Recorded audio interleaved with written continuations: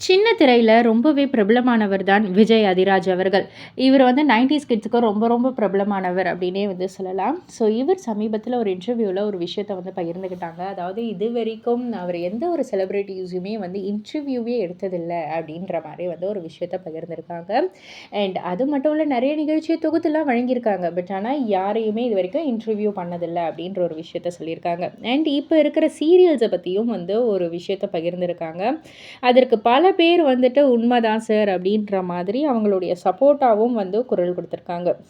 அதாவது சீரியல்ஸ பத்தி என்ன சொன்னாங்கன்னா, என் அம்மா வந்து வெறித்தனமா சீரியல் பார்த்துட்ருப்பாங்க. ஸ்டார்ட்டிங் காலையிலேருந்து நைட்டு வரைக்கும். பட் ஆனா அவங்களே இப்போலாம் நான் சீரியல் பார்க்குறதில்லன்றாங்க. பிகாஸ் ஒரு பிரபல சேனல், அதில டிஆர்பில நல்லா வர ஒரு சீரியல், ஒரு கல்யாணம் சீன் தான் வந்து எடுக்குறாங்க.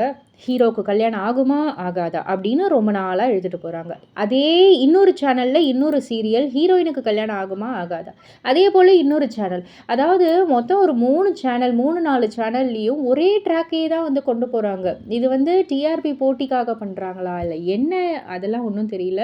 "அம்மா எப்படிம்மா இதெல்லாம் பார்க்குறீங்க? எனக்கு ரொம்ப குழம்புது. எது எது எந்த ஒரு இதுன்னு ஒண்ணுமே புரிய மாட்டேங்குதே!" அப்படின்ற மாரி கேட்டா, "ஆமான்டா நானுமே இப்பலாம் வந்து பார்க்குறதே இல்ல சீரியல." அப்படின்ற மாரி வந்து சொல்லிட்டாங்க. எனக்கு அதுதான் ஷாக்கிங்கா இருந்தது. ஏன்னா காலையிலேருந்து நைட்டு வரைக்கும் வெறித்தனமா சீரியல் பார்த்துட்டு இருக்க என் அம்மாவே வந்துட்டு இந்த மாரி வந்து சொல்றாங்கன்னா, இப்போ வந்து சீரியல்ஸ்லாம் அப்படி இருக்கு அப்படின்ற மாரியான ஒரு விஷயத்த அவர் பகிர்ந்துக்கிட்டாரு.